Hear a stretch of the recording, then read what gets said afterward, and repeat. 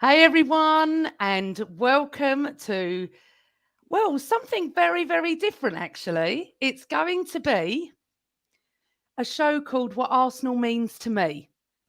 And I just want to make sure everyone's on. They're in the chat room. Um, because you know what? I thought it's going to be a bit boring, isn't it? No talk about Arsenal for those weeks that we're at the World Cup. So I've decided to invite some really special guests along to say, what does Arsenal mean to them? And first up is one of my favourites, Jordan Jarrett-Bryan. Good evening and good morning, good afternoon, wherever in the world you're watching this. I I feel love very that. special now. I feel very special. Your first one and you're one of your favourite Arsenal fans. Oh, thank you very much. Yes, I feel I very privileged. totally, you totally are. So we're gonna talk about what Arsenal means to you in a moment. But first of all, hello everyone in the chat room. Thank you for joining me. I know it's a weird thing not to be talking about a post-game show, but I've got some really special guests coming on in the next 4 weeks.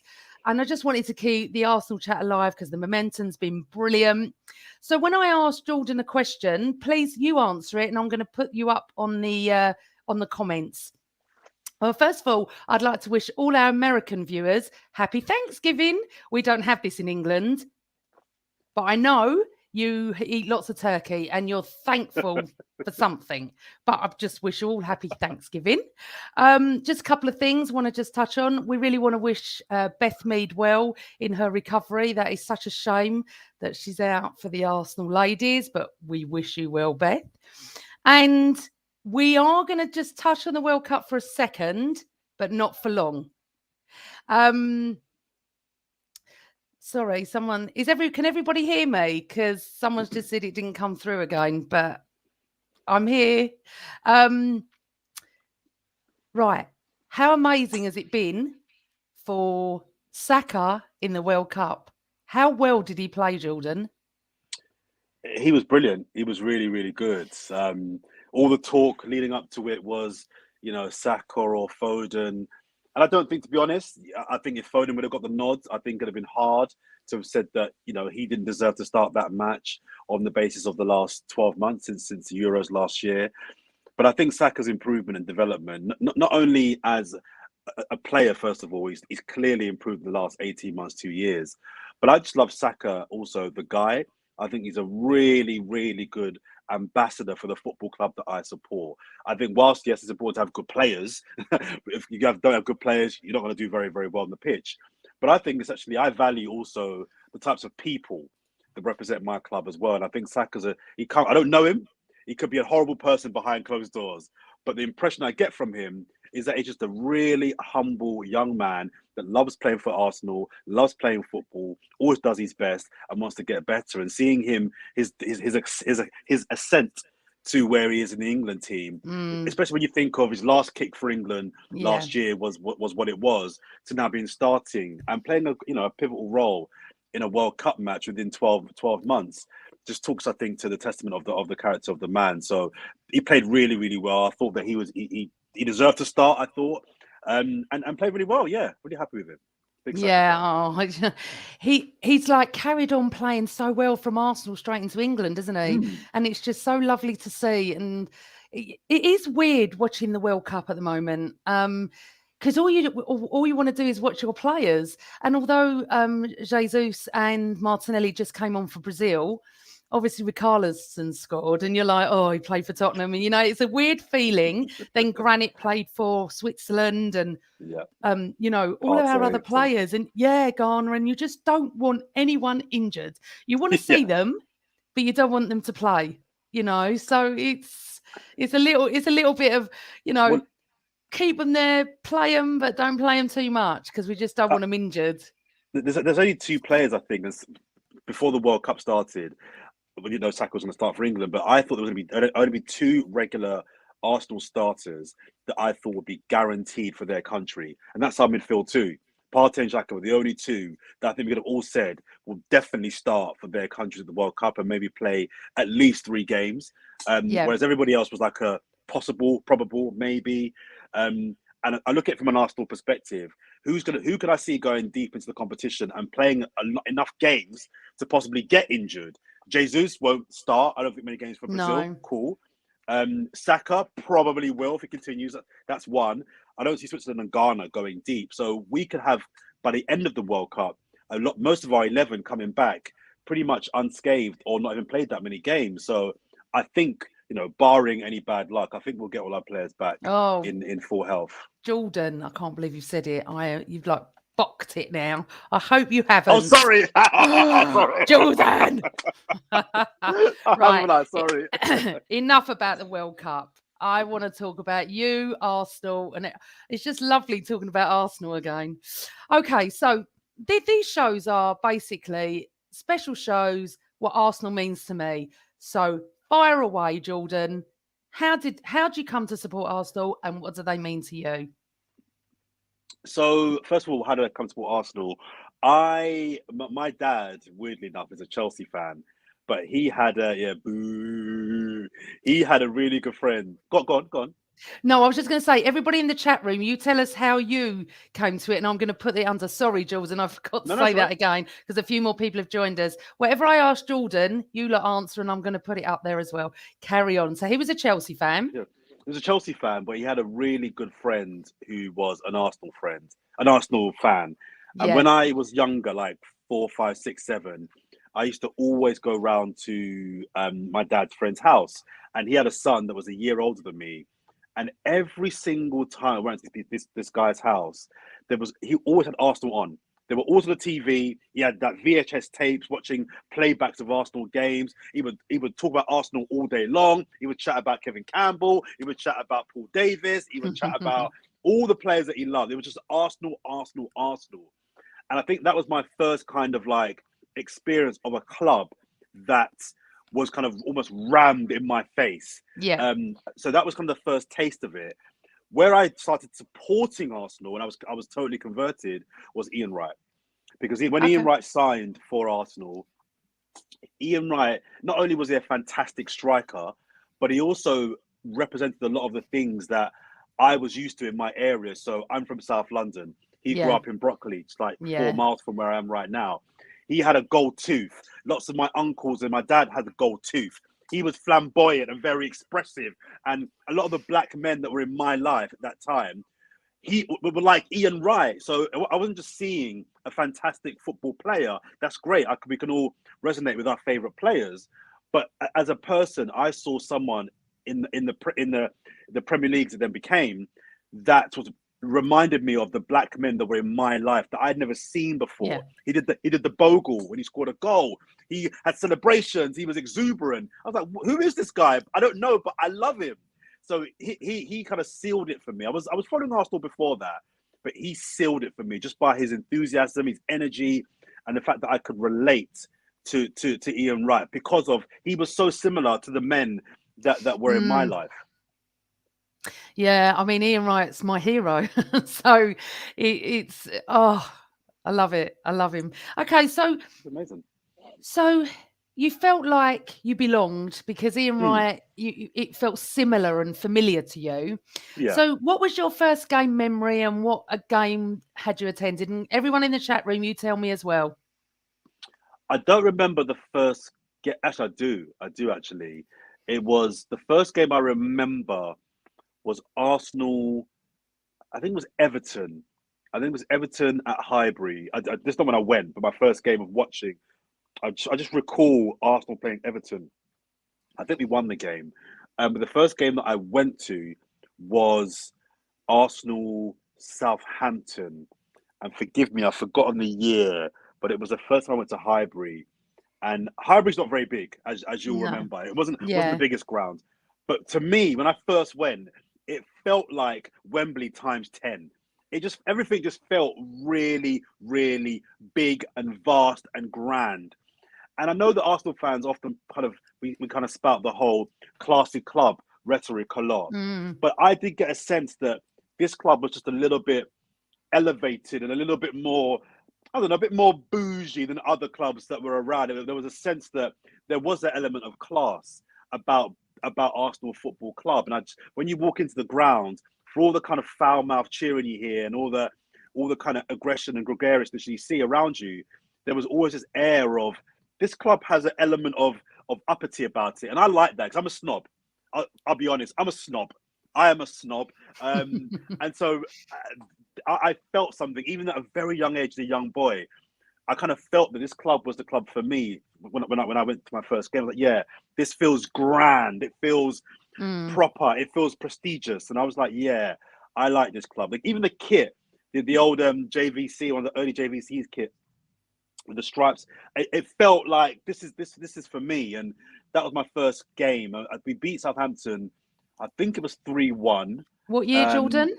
Oh God, what year was this? So I would have been. Oh God, I was quite late when I first went to Highbury. I would have been 11, 12. So we're talking. I'm 39 now. My maths are awful. 27 years ago. This would have been early 90s. Yeah. 95, 96. My maths are awful. Early to mid 90s. And I just remember just being really overtaken by the roar and how loud it was. Everyone was like 4 or 5 times bigger than me, and I was quite tall when I was younger as well. But everything just felt big to me, and I just loved it. I wanted more. I was really like, yeah, I love this place, and I want to come back. Wow, Highbury is so missed, and we still, I love it. Miss it today. And I'm a regular at the Emirates, and I have been since it's opened, and it's never going to be Highbury. It's got a lot better this season, absolutely, with the atmosphere. It has, yeah. Phenomenal. It's fantastic. Just something about Highbury though, isn't it? Okay, so I agree. Your first manager, then, who are we talking? Wenger or George Graham? No, it was George Graham. He was still there. Yeah, so George Graham was still my manager when I first started supporting Arsenal, when I first went to Arsenal. I think it was the last year of George Graham when I went to the 95-ish. I think it would have been 95-ish, yeah. Because I remember quite quickly after that, it would have been a year, if not 2 max, that Bruce Rioch came in for that very short and awkward period. When Weird, wasn't it? It wasn't very long. And I just don't understand why they picked him. It was a really weird appointment. It was like, was it a caretaker role that kind of turned into a full-time thing, or was it a full-time thing and it bombed? I don't remember how that came about. Do you remember how it came about? No, but I suppose Wenger was always on the cards, and perhaps he wasn't free then. I don't know. It was very different back then. We didn't have social media. We might have known a bit more. But you're making me feel very old, Jordan, because my first game was 20 years earlier, in 1974. Oh my! I don't remember it though. Of course, I was only 4, but 5. I was 4 or 5 when I first went. My God, I must have been 1973. Okay, so we're going to just have a few questions to ask you. So, am I thinking that Ian Wright's your favourite ever player to play for Arsenal or not? So it's complicated because Ian Wright is my footballing hero. So on one side, yes, but the player that I really resonated with the most, and just really loved watching play more than anybody else beyond Wrighty, was Pires. I just think Pires is one of the most underrated players that ever played in the Premier League. To this day, I love the fact that Pires wasn't very, very quick. In fact, he was quite slow, but yet he used to beat players with so much ease every single time. He didn't beat players with out-and-out raw pace like other wingers do, but he just beat players with a drop of the shoulder, or the space that he created. I just love Pires. I also was a big fan of Andres Limpar. I loved Andreas Limpar. He was one of my favourite players when I first started watching Arsenal. Love Limpar. Great player. Bergkamp was just a magician, and Henry was just another level. But you've got to give me your favourite ever player. Sorry, oh dear. Okay, I guess it'd be Ian Wright, just because I know it's a bit obvious, but he got me to really support Arsenal, even though I was following them before. And everything that I explained earlier on about him was the reason he embodied Arsenal for me. He embodied everything that I love about this football club. So I'll go with Ian Wright. Okay, that's fine. What I'm going to do in a minute, I'm just going to ask you, so you can have a little think about this, your favourite ever player in the goalkeeper position, the defender position, the midfielder position, and the forward. All right? And you can choose others. We'll come to that in a moment. All right, so we're going to I'm going to ask you your worst ever player. Oh. Do you know what's really funny? This is really, really funny. There was no bigger supporter of the appointment of Mikel Arteta when we appointed him. In fact, I wanted Arteta when Wenger left. I was the Oh, only person I really? wanted Arteta then. But as a player, I couldn't stand him. I really, really, really couldn't stand Mikel Arteta. He was one of the worst players, I think, for Arsenal. There's been players that have flopped more than Mikel Arteta, God, but yeah. I can't think of a player that invoked so much ire in me that wore an Arsenal shirt. I just didn't know what he ever did. He didn't really score any goals. He wasn't great at tackling. He wasn't great at assisting. He wasn't a presence in midfield. He was always injured. Never played. I just thought, what is the point of you? I really just, he irked me. He really, really irked me. Do you know what? I can think of at least 100 players more than Mikel Arteta. I didn't think he was that bad. He wasn't world class, I'll give you that, but he wasn't that bad. I thought you were going to say someone like Stepanovs or Gus Caesar or yeah. I mean, those guys were clearly, in terms of talent, limited. They were just rubbish players. You know what I mean? Andres Santos, one of the worst signings we've ever made. It was just awful. yeah. Let's go back to like the Franny Jeffers just wasn't at the level. He wasn't No, of the shame. level. You know, Yeah. Everton was his level, and Everton at that time were a mid-table club. Well, still are, to be fair. Okay, let me think of somebody else. Who did I thought was awful? Who was dog awful? Think of the early 90s. Alex Manninger. He was rubbish. do you know what, Jordan? He wasn't that bad. He was rubbish. Almunia. That's some horrible keepers. That's some awful goalkeepers. Someone said Mustafi. So many people are split on Mustafi. Do you know that? It's so interesting. Mustafi started off okay, but he clearly wasn't long term of the level either. No. Yeah, what about Robert saying Sanogo? Again, just talent wise, limited. He was never going to be the player that I think Wenger sold him to us to be. Yeah, he wasn't that level. So I think that's a bit harsh picking on players that just talent wise were limited. I don't like players that have talent but don't fulfill it. Those players annoy me more. If you're crap, you're crap. You can't make a dog. You know, a dog's gonna bark. That's what it does. It's what it is. But if you've got talent and you don't fulfill it, that just angers me more. I thought of someone just else. And sorry. Going back to the question before. Sorry, I'm taking over now.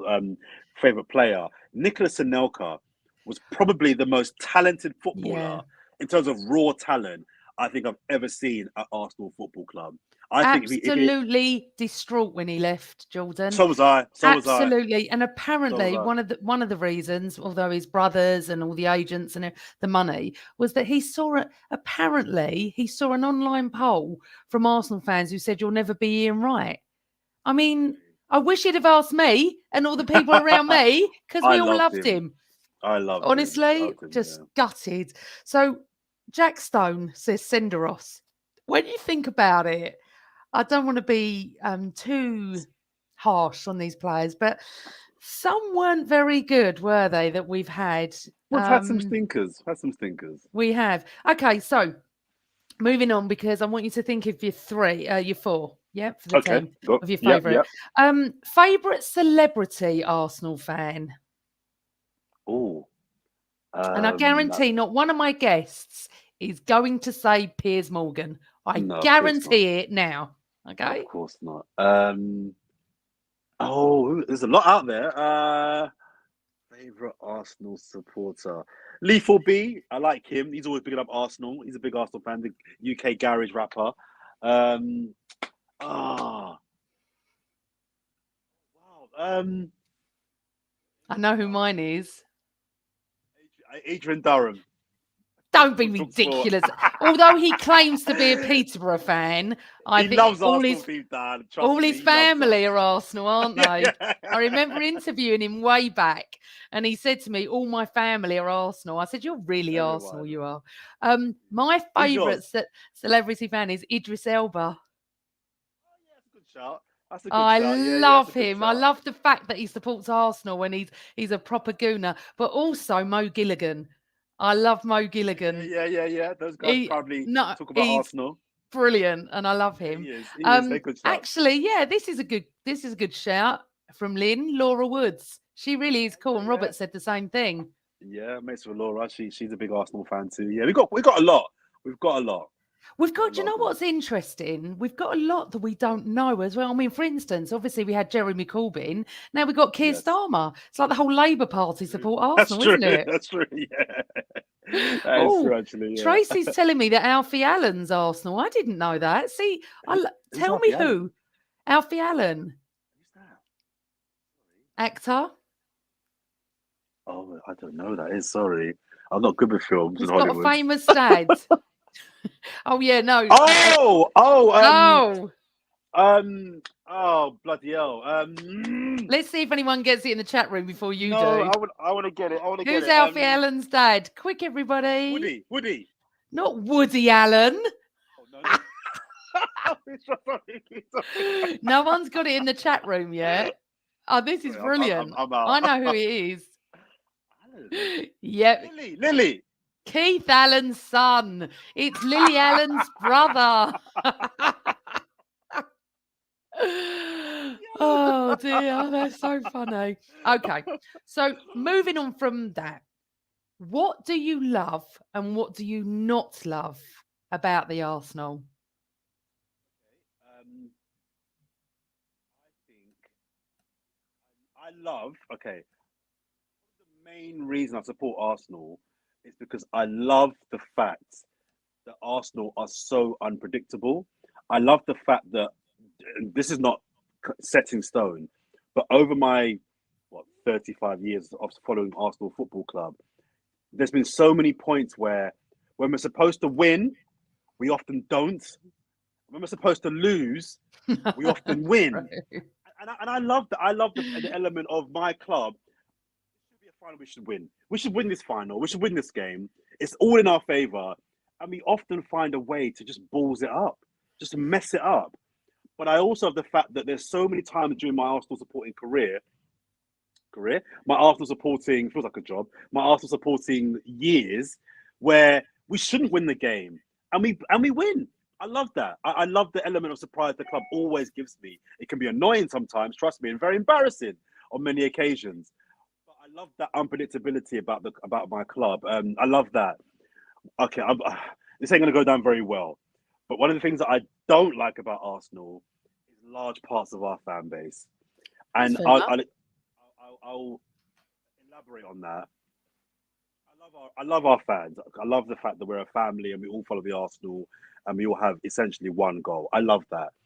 But I don't like the constant, from just a small part of our fan base, whining about agendas.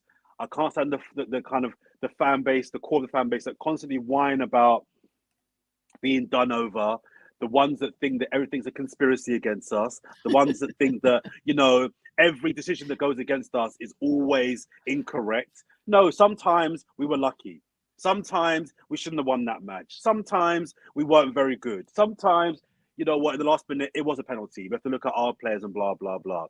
Yeah. Are there things that go against us sometimes? Of course there are. We should call that out. But there's a section for the fan base that just see Arsenal through a very kind of rose-tinted perspective or spectacles that annoys me. And that maybe that's part of being a fan. Maybe part of being a fan is letting yourself go in the dream and the misreality or the bad reality of everything is great and wonderful and Arsenal can do no wrong. Maybe that's part of being a fan, but I tend to be a bit more of a logical fan rather than a kind of rather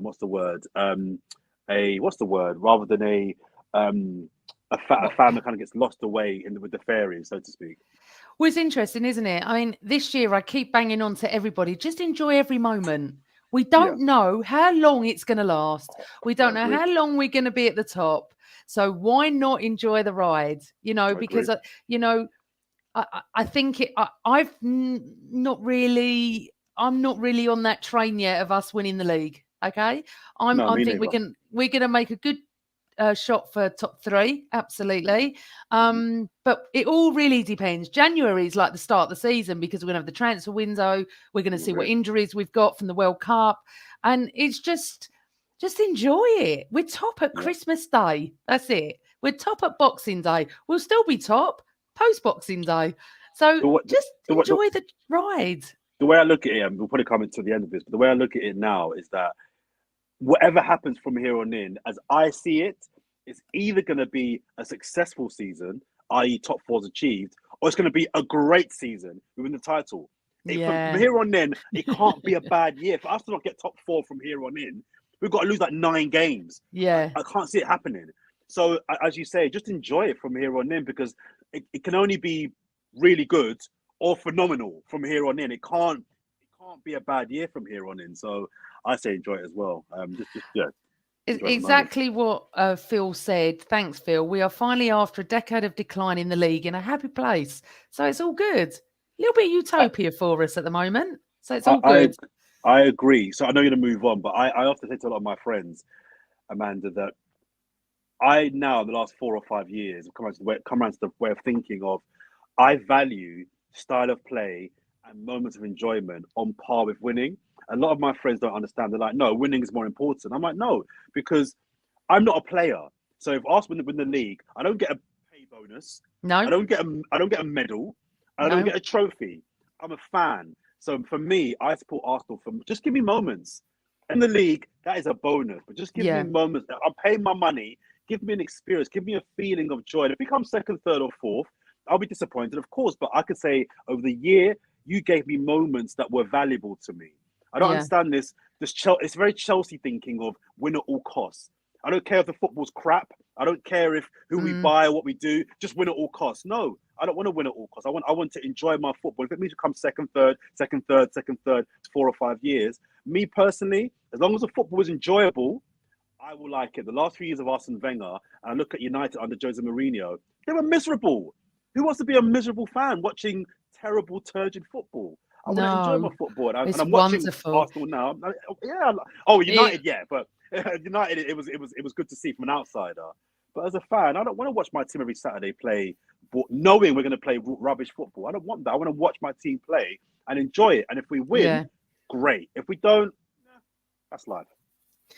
It is interesting, isn't it? As Jack said, I'm here for top 4. If we win the league, that's a bonus. I think that's how we see it. I think a lot of people do, although Carl Stark wants to say, Amanda, no team has the same number of points or better after 14 games and has not won the league. Top 2 this season, have faith. So it is nice to think like that, but that's we have to wait and see. Yeah, one game at a time, all those cliches. Let's see how it goes. Oh, yes. We'll get on to a little bit of Arteta and that later.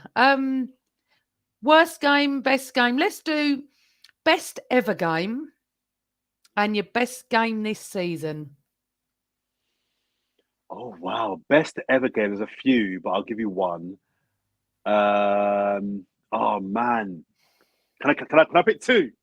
Yep, go on. Best ever games. Best ever games. Bernabeu, Real Madrid.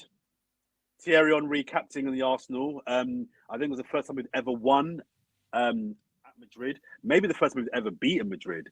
Full stop. That year we were the best team in Europe.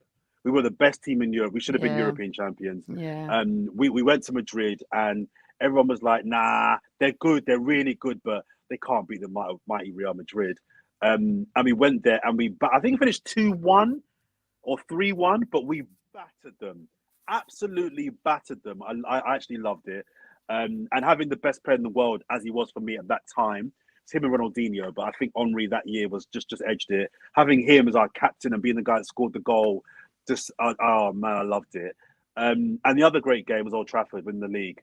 There's no greater feeling. I know some Arsenal fans would pick probably winning it at Shite Hart Lane, and I get that. I totally understand that. But for me, it was winning at Old Trafford because you're winning the league against the biggest and best club in the country, arguably the world. And you're not only winning the league, you're winning it at their ground, beating them. There's no better way of winning the league than beating the best team and confirming the title we didn't win it the week after or the week before. That was the game that secured the title. And for me, that was just, I remember that game like it was yesterday. Again, defensively resolute, and I thought we battered them. And that was just a great, a really joyous day for me. Watching us do something, quite phenomenal at the peak of our powers. I'll never forget that fan that they keep Yes, focusing on with the yes, curly hair, yes, and all yes, those years later, and you think, obviously everyone knows my favourite game was 89 Anfield. We beat the yes, best team, we yes, beat yes. them to win the league, and it's the same sort of feeling. Beating Tottenham at Tottenham's ground, of course, it just gives so much Food and more. drink, though. We It's food and didn't drink. beat Tottenham to win the league. We beat them and we won the league. It's nothing to do with Yes, Tottenham. We just beat them that yes. day and it gave us the league. And when you think of the experiences we have had, and Tottenham haven't had any of this. I mean, it's just incredible how spoiled we are. And I think that's where all the unrest came in the last 4 or 5 years, because they wanted more and more and more. And unfortunately, it's cyclical and people needed to take time. But we won't go into that. Okay, so we've done your best ever. Give me your worst ever 2 games. Worst ever 2. One's easy. Champions League final. In Paris against Barcelona. I was there. Yep. Rained. I'm Yep. not a big fan of Paris and France anyway. So just to be there, miserable. Yeah. After being 1-up and thinking, oi, we're gonna do it. We're gonna win the Champions League. I thought that as well. We're gonna do it. And then for it to end the way it ended, and also to see it coming, you could see that they were with 10 men. Barca keeping the ball, they just wore us down. Because the goal was coming. They made some subs. I think Larson came on, and the goal was coming. You could see it coming. I just thought, oh no! And it just was pouring of rain, and that was a horrible, horrible day. Horrible day. I remember leaving the Stade de France. We got a flight home, and I think I didn't speak, which is very unusual, from the minute we left to the minute we got on the plane, and then we had to wait for everybody. I landed back at Stansted, still raining. It was still pouring rain, and went home and thought, we were so close. Layman doesn't do what Layman does, and and Henri with the one-on-one, and and I'm going to come on to something soon about Champions League. So that was. Have you got any other games? Or I mean, there's plenty, but there's is there plenty. any But other? I'll go with that. But there's a few that could be here all day. There's certain games that were pivotal under the latter Wenger years that I thought were quite pivotal in his demise. But no, that one definitely easily sticks out for me as the worst one in my time. Yeah, and honestly, Jordan, I've never been to an away game in Europe. The only one I've ever been to was the Stade de France. Oh, really? And we lost. Oh, yes. yeah, there's no way I'm missing a Champions League final. But it was really weird because I felt the whole game. I don't know who it was, UEFA, whoever. I felt they wanted Barcelona to win it. They certainly don't like the English clubs. And I just felt it was all geared towards Barcelona. Everything was. But anyway. Possibly. Yeah, possibly. I just felt a bit like that. Right. Next question for you, young man. Arsenal's unsung hero over the years. I really should have prepped you, actually. No. I don't. This is instant reactions are better. That's a very good question. Unsung hero.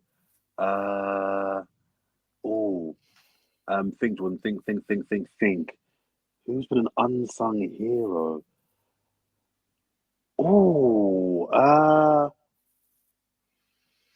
I know who mine is. Go on. I think Lauren was an unsung hero. Okay. I think he did a solid, consistent 7 out of 10 job every single week for 3 or 4 seasons.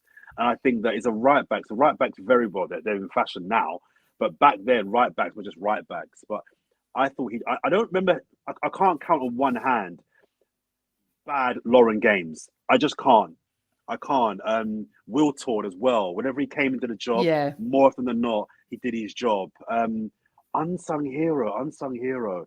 Van Bronckhorst was a player that I think was definitely underrated for his short time at Arsenal. I thought he did a really good job, but no one speaks about Van Bronckhorst for the brief time he was at Arsenal. Who are you going to say? People are saying Santi Cazorla, but I don't think he was unsung. I think Nah, people nah, knew nah, how nah, good he nah, was. But two nah. people have said it. Okay, mine is Gilberto. Yeah, Gilbert. I was thinking Gilberto, but I'm not so sure he was unsung either. I think people, although his role was very subtle and effective, I think was recognized. I think people recognized the role that he played. I think I people did recognize that. I think they recognised him when he left Jordan, because I did. I Maybe, did not maybe. appreciate him when he was here, only Yeah, when he left, weirdly. And a lot of people have said that. What that's a an fair shout. amazing player. He just doesn't, he just didn't seem to get the massive plaudits and the respect that I felt he Mm, deserves. So it's always going to be Gilberto for me. There would be no one else. I mean, I agree with Lauren. I always love Lauren. yeah. Van Bronckhorst, yes. Wiltor, definitely. He was one of these that I think if he was playing today and doing what he did today, he'd definitely still be unsung. And the irony is as we go into the second half of the season, he's the exact sort of player that we need. And I hope that in a weird way, Emil Smith Rowe can be that player. Never going Yeah. to start, won't be starting, but when he comes in, crucial goals, crucial goals. Might only get 4 or 5 goals a season, but they're big goals. Do you know what I mean? That get you a point or get you a win or get you back into games off the bench. So Real Todd always did that. He always came off the bench and if he didn't score or even assist, he impacted that last 20 minutes of the game. And I think that was something that should be recognised for sure. Yeah. No, I know. Okay. Your favourite ever Arsenal chant? Again, fans will crucify me for this, but I loved the Robin van Persie chant. He scores when he wants because whenever we sung it after he scored, we sung it so loud. I just loved how he scores when he wants. No, And we no. started that. He scores when he wants. Robin van Persie. He scores when he wants. One of my favourite players, Arsenal. He's in my top 10, maybe top 5 Arsenal players. What, even after what he did and said? Yeah, because I didn't have any issue with it. I mean, the way he left was a little bit classless, but at the time we were failing, and at 30 years old, he wanted the title. We were nowhere near a title. Yeah, We wanted a but do you title. not look at the fact that we nursed him every single season? Business. It's I business. know, but It's I felt he business. owed us a little bit, but I don't know. Listen, we don't even Those know what last went on. those last 2 seasons, to be fair, 2.5 seasons, you could argue he paid back the 4 or 5 years that we stuck with him over through the injuries. Those last 2.5 years, he was fun. He was I insane. loved him. I loved him too. I think it hurt so much because I loved him, and a bit like Fabregas as well. Right, we're coming on to this now. Favorite ever player: goalkeeper, defender, midfielder, forward. Start with your favorite ever goalkeeper for Arsenal. Favorite ever goalkeeper was probably Lehmann. Oh, I like. okay. I don't think he was our best goalkeeper, but he was my favorite goalkeeper because he was a bit bonkers, and he had a little bit of Lloris in him in the sense that he would make an insanely worldy save. You're like, how the hell did you save that 1 minute? And then the next minute, he's like kicking the ball against the back of Sol Campbell's head, and it goes in the goal. You're like, bro, what are you doing? He just did something really clown-like. That kind of weirdness at the time is frustrating. But looking back on it, he had personality. He had personality, Yeah, and I think mental. that Loved him. I like that. Yeah, I think Seaman's our best goalkeeper in my era. Yeah. But my favourite would be Lehmann. I liked his personality. Do you know what I mean? Seaman wasn't So very goalkeeper-like in that he was quite normal and quite calm. Do you know what I mean? Seaman was mine, and a few. Lynn Simpson has said Seaman. Carl Stark has said Seaman. He would be mine. Doc Baker says Jennings. Jennings would be my Jennings, dad's. yeah, Yeah, Pat for sure, Jennings. for Did he sure. come from Tottenham to us, or did he go to Tottenham from us? I still never know. I'm I sure think everyone we will got tell him from me. Tottenham. I think Yeah. we got him from Tottenham. Was it that way round? I Yeah. think. I could be wrong. Someone will correct So me in a minute. I think so. Just going back to your chant, I think this is my favourite. What Lee Meadows says. He comes from From Senegal. Senegal, He he plays for plays for Arsenal. Arsenal. I remember being Vieira. I remember being on holiday in Cyprus on a speedboat, and we had like a bit of a party, and they played the tune. And Cyprus is a lot full of Tottenham and Arsenal fans. And I Okay. just, in the middle of the ocean, was singing this song thinking, this is just incredible. I love this. Yeah. I don't care what anyone says. There was only one other guy that joined in with me, but it was just great. I love that chant. Okay. So we're going on to your best ever favourite wonderful defender.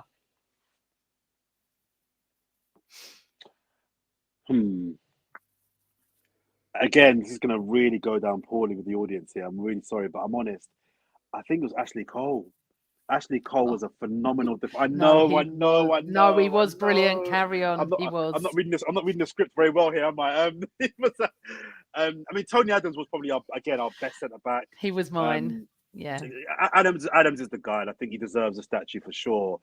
But I just think Ashley Cole epitomised what defending is all about. It's about positioning. It's about timing. It's about athleticism. It's about reading of the game. And I just think, despite how he left and why I know a lot of Arsenal fans have ill will towards him, totally get that.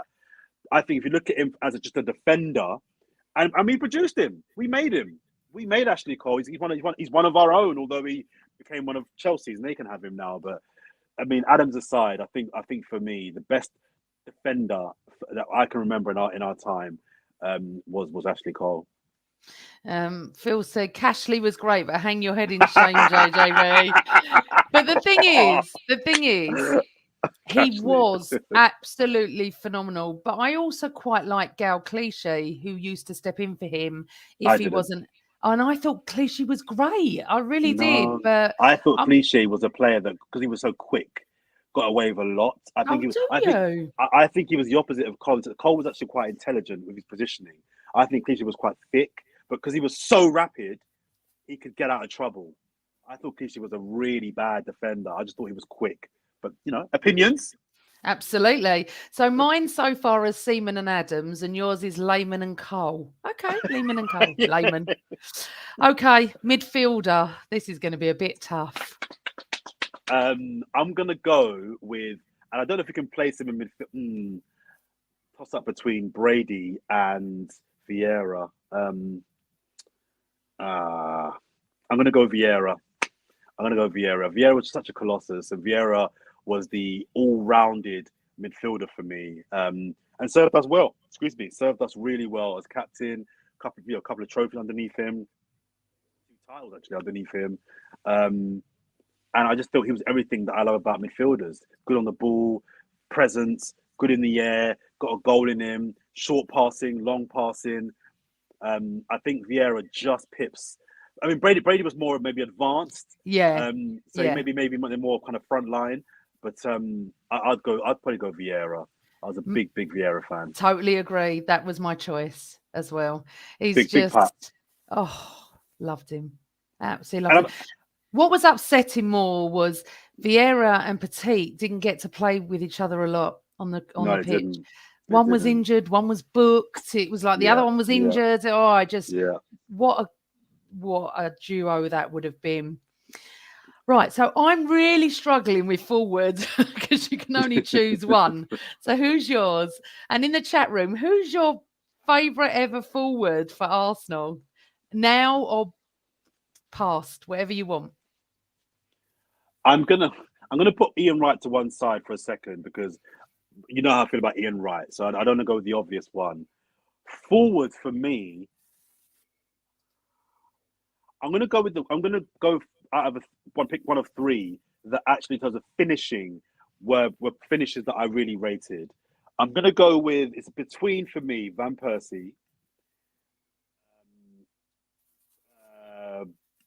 Eduardo, and who's the third one? Bloody hell! Come on, Jordan! Come on! Henry. Now, Henry, I think of the 3, actually was the weakest finisher. Henry wasn't actually a brilliant natural finisher, but he had everything else. He had the pace, the power, the strength, the skill, and the range of finishing, but he wasn't an actual clinical finisher.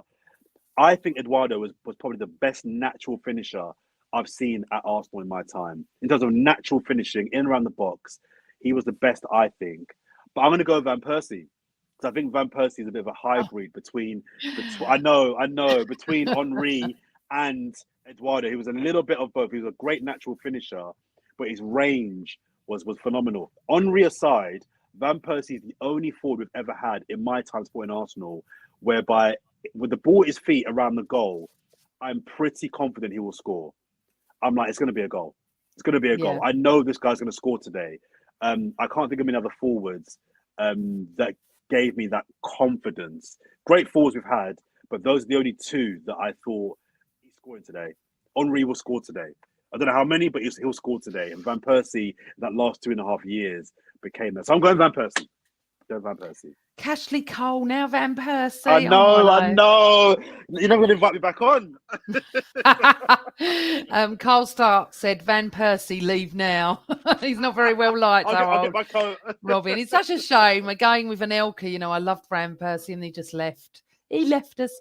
So mine was Ian Wright, which is no shock to anyone. But as you can see, when I say like Seaman, Adams, Vieira, Wright, you can sort of see what sort of decades I'm in. And you're a little bit more ahead. Well, you're younger than me, aren't you? So, but sorry, and it was Anelka was my third. Sorry, it was Eduardo, Van Persie, and Anelka. It wasn't Henry. Sorry, I threw Henry in there the last minute. So. We're going to do a little quick fire round, a couple of other questions, and I'm going to get you out because I know you've got a busy night tonight. No, you're good. You're enjoying it now, aren't you, Joe? I am. I'm in. You got me in. I'm in. You're in it. Just let me welcome everyone to the pod. Thank you again for listening. As I said, this is going to be called What Arsenal Means to Me. They're favourites. We love that you're joining in. I'm going to be doing this for another 6 or 7 shows with some very different people, some that have never been on podcasts before and some that I've known all my life that travel home and away with Arsenal. So definitely subscribe, definitely press like, please. And we're going to do a little quick fire round now, Jordan. Okay, cool, let's do it. Let's do it. Bergkamp, Henry. Which one? Bergkamp or Henry? Henry. Perez or Overmars? Sorry, no, Bergkamp. So Bergkamp, yeah. Sorry, sorry, go on. And everyone in the chat room, you answer as well. So it's Bergkamp or Henry. Next one is Perez or Overmars. Perez. Saka or Martinelli. Saka. Highbury or the Emirates. Highbury. Okay. England to win the World Cup or Arsenal to win the Champions League. Oh, what do I want? Yes. Arsenal to win the Champions League. I couldn't hear you. Say that again. Arsenal to win the Champions League. Right, stop going backwards and forwards because your sound keeps going. Sorry. Stop. Sorry, I'm excited. Sorry. Right, so England, so people can hear England to win the World Cup or Arsenal to win the Champions League. To win the Champions League. Lovely. The film Fever Pitch or the film 89? 89. That's your little quick fire round over. Nice. I was going to do the pizza burger thing and tea or coffee, but I thought, no, just keep it to football. Right, Jordan, just a couple more. We're going to come up to, now. So I can see everyone, Fever Pitch was mine, although I love 89. And Lynn loved 89. It's interesting, isn't it? I was talking to someone about the World Cup and he's a West Ham season ticket holder and he's Brazilian, so he's happy tonight. And I said to him, Brazil to win the World Cup or West Ham to win the league? He said Brazil to win the World Cup. And I'm like, no, Arsenal to win the league, World Cup, England, but no, all day. And it's he said, no, my Arsenal friends wouldn't say that. I said, they would. Go and ask them. And everyone here has said Arsenal to win the Champions League. I think it's always been club over country, especially is for me. Look, you can still see. So, thank you all for that. Who will win the World Cup? So I changed my mind at the last minute. So on Sunday, just before the first game started. I'm writing this down, Jordan, so I'm going to announce it at the end of all my shows. Go on. So at the end of just before the first game, Qatar, Ecuador, I was going with Argentina. I changed my mind at the last minute. Excuse me. I think the World Cup's going to be won by a left field team. I don't think it'll be one of the 4 or 5 favorites. I'm going Uruguay. I've gone for Uruguay. Oh, my life. Okay. Yeah, I've gone Uruguay. They've got a good team. And I just got a feeling it's going to be a weird World Cup. It's going to be a weird season. So I'm going with Uruguay. Carl Stark says Canada. We got Okay. Spain. Tracy, bless her, what is it, Oh about dear. 3 a.m, Trace? She's an Aussie. And Morning. Aguna, morning, go and have your breakfast. Socceroos. No, sorry, Trace. Okay. We're going to finish it with this. Right. Your thoughts on Arteta, and where do you think Arsenal are going to finish? I think Arteta is evolving and becoming a very good manager. I think he's learning lessons. I think there are still some things he has to improve on. But I think we all still forget this is his first job. It's his first job. He's not like a young manager that's had 2 or 3 jobs behind him. He's not like a Gerrard who I know up until recently was at Villa, but he's had the Rangers experience behind him, or a Lampard that's had Derby and Chelsea behind him. This is his first job. He will make mistakes, but as I mentioned earlier on, I wanted Arteta from the get-go. I heard really good things about him as a coach behind the scenes. I know for a fact Arsenal were gutted when they lost him to City. I know also for a fact that Pochettino wanted him as his assistant at Spurs, and I also know for a fact that Man City and Guardiola were gutted when he left City as well. He's a 100%. very good manager. But is he perfect? Does he have flaws? 100%. We saw that in the United game this season with his subs in the last 10 minutes. That was just naive at best. Yeah. I'm being kind. But I think we've got a really good manager that's been given the time and the resources and also the backing to do things his way. The Ozil, the Aubameyang, the way he's treated all these players. He's been backed because the club believe in him and I believe in him. And will he win a Premier League with Arsenal? I don't know. But look at where we were to where we are now. He's at worst case, he's laid foundations for the next guy to win a title with his football club. So for that, I commend him 100%. And I think from here on in, just seeing where he goes. And I think it's key, Amanda, in terms of this next couple of weeks, what he's telling the ownership. Are the ownership asking him, Mikel, do you think you need the tools to finish top 4? Or do you think you can maintain first? In which case, they have to back him either way. If he's open and honest and says, look, guys, we're doing really well, but we're maybe a year early. I think that City will catch us. And I don't think we should spend big now. Let's secure top 4. We'll go hard in the summer. Then cool. But if he says, no, I think we can go all the way. Give me 2 or 3 sign-ins, and I think we can do this. They've got to also back him if that's what he says as well. So I think he's earned the right now for them to really go all in this summer, this window, because next year United will be better, Chelsea will be back possibly, Liverpool won't be this bad, and Conte, if he's at Spurs still, they won't be this bad either. So this feels like a very much a Leicester City season in that it kind of feels like you've got a great chance to go all the way now. So you might have to go all in and take it. I think if they back him, I think I'll say it right now. I'll say it on your podcast right now. If we get the key 2 or 3 signings I think we need, we win the title. Bro, if we don't, we won't. But if we get the 2/3 key signings in this next window, we will win the title. We will hold off City. If we don't, they'll reel us in because the squad as it is right now is not good enough to sustain the next half of this season and fend off Man City. It's just not. But if they recruit in the summer with the right signings, we win the league. Yeah. Okay, I'm sort of with you on that, and I love that last passionate bit. We're going to win the league, and I still can't believe it. I still can't believe we're even discussing this. You'd have expected us to be maybe 5th or 4th, right? We'd have been excited that we were near the top, and all of a sudden now, Jordan, what we're doing as Arsenal fans is looking at City's results, and we were distraught. Absolutely over the moon when Brentford did what Brentford did. Yeah. No one would have believed that at the beginning of this season. We had a brilliant pre-season, then bang, we were off. And you can talk about United and what he did there. He's going to make mistakes, but he's made game mistakes, So, wow. Right. Jordan, look at that. I got you out before 10 o'clock, a bit later than we said, but got you out. You're good. No, you're good. I've enjoyed it. You have been fantastic for my first ever little special, What Arsenal Means to Me. Thank you so much for coming on the show. And I've written down that you've said Uruguay. You're not going to win a prize or anything, but I might invite you back on. Okay. That's the real prize. I'll take that. I'll take that. Everybody in the chat room, hasn't Jordan been lovely? And it's so lovely just to get someone who is a pure gooner, who just wants to talk about his favourite players, and it's lovely and brings a little bit of Arsenal back, you know, because we're not really talking about Arsenal at the moment. We're talking about Arsenal players that are in the World Cup and everything. Jordan, have a wonderful evening. Thank you so much for joining me. Can I just flag, I'm doing the TalkSport overnights this Friday and Saturday night. So for all our American, Australian, European listeners, I'll be talking about Arsenal. Don't worry, I'll be crowbarring Arsenal chat in amongst all the World Cup chat as well. So those that are up this Friday night and Saturday night, overnight, catch me on TalkSport. I'll be bigging up Arsenal. Get your calls in. I'll big you guys up as well. What time, Jordan, are you on? UK time, 1 till 5 in the morning. I know.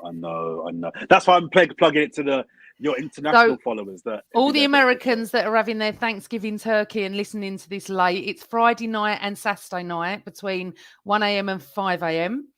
And all the Aussies and everybody else that's not in England that can stay up or be up or start their morning, start it with Jordan. It'll be lovely. Jordan, off you go. Lovely to see you. And thank you for having me. Always Arsenal. Take care. Take care, Jordan. Bye. Bye.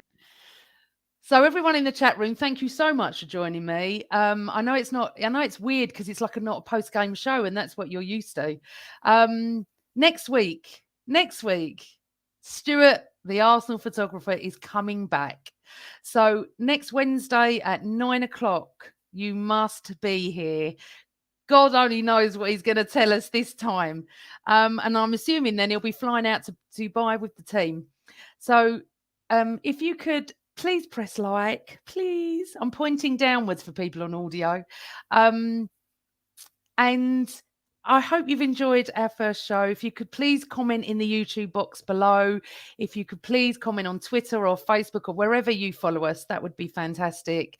I hope everyone's well. I hope you've all enjoyed the show. Oh, that's really sweet. Thank you, everyone, for saying all your lovely things. I'm really, really pleased you enjoy it. Remember, next week, Wednesday night, Stuart the photographer. I can't wait to chat to him. But Jordan has been fabulous. My thanks to him. My thanks to all of you. Yes, Robert. My goodness, Stuart. Yes, he's coming back. I really appreciate it. Thanks for joining me. Enjoy the rest of your Thursday evening. And here's to England beating, is it the USA tomorrow night? I think it is the USA. Let's just enjoy watching our boys, and hopefully Saka can get a hatful and stay well. Good night, everyone. Take care. Bye. Always Arsenal.